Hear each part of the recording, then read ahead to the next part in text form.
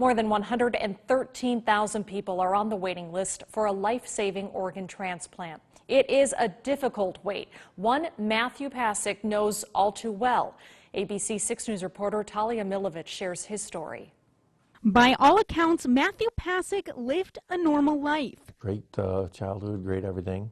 Married, have 2 kids, and, fairy tale. Spending free time golfing and working on his family farmhouse.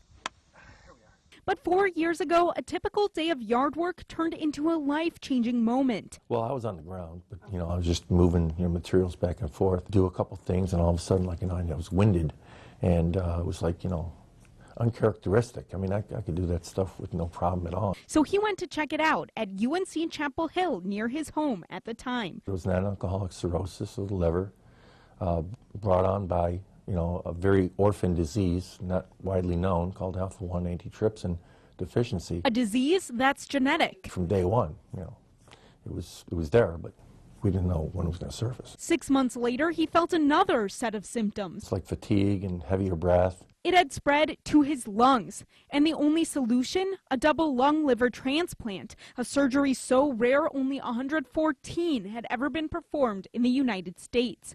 UNC was unable to do Matt's surgery, so he came to Mayo Clinic in Rochester. We haven't encountered someone that needed a similar surgery. There's just a very handful of these surgeries every year. Surgical Director of Heart and Lung Transplantation at Mayo Clinic, Richard Daly, explained the gravity of the procedure. The lung transplant would be equivalent to having a big open heart surgery, and then a liver transplant is a big abdominal surgery. So that is a lot of surgery for one person to have. But for Matt, it was the only option. He spent a year and a half going back and forth from North Carolina to Rochester for tests to stay on the list for the United Network for Organ Sharing. I was on higher oxygen at home, and I had to take portable oxygen on the airplane. Whatever the tests and numbers they were looking at, they didn't like. And they pretty much told me that November visit that you're not going home. His wife, son, and daughter would rotate, staying with him at Mayo. You don't want to interrupt everybody's life. It took its toll. My daughter would come in when she could, but then she got pregnant, so she was out of the picture. He knew he needed to live to meet his future grandchild, no matter how long it took to find a donor. Being the stubborn mule that I am, I look at it as a personal challenge. I'm never going to give up hope. There's so much me to live for. The search was complicated by his height, 6'6". Both lungs and the liver had to be from the same donor. They had to be the same size. They'd be 6'4" or better.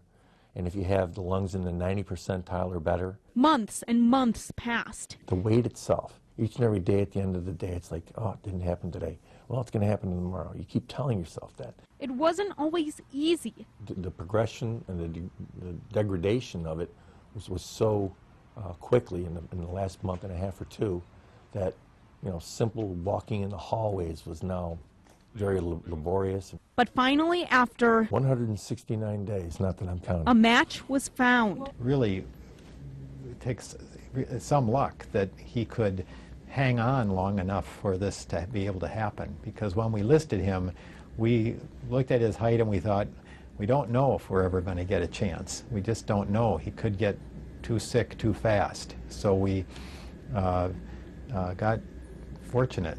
And they said, Matt, good news. They found a donor, and the organ's going to be on the way. It was just like a weight came off. It was just like, it was absolutely, it was total transition. Like now we've got an end game. 2 separate teams of 20 worked together, one on his lungs, the other on his liver. So it was lung out, lung in, lung out, lung in, liver out, liver in, and that took over 12 hours. On May 7th of this year, he became the first ever double lung liver transplant at Mayo Clinic in Rochester and in the state of Minnesota. Right after the surgery, when he's doing well and recovering, that's sort of a relief, because there's so many worries as the surgeon going into a big operation.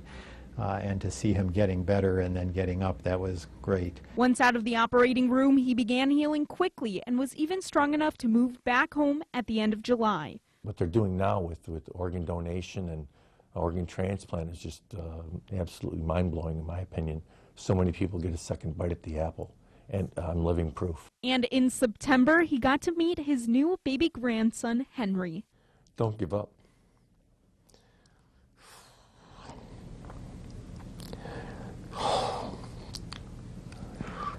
Don't ever give up. I didn't. In Rochester, Talia Milovitz, ABC 6 News. Powerful story, powerful man, and for many people like Matt, transplants are the only option. Each day, an estimated 22 people die waiting for a transplant. We have a link on KAAL-TV.com where you can register to become an organ donor.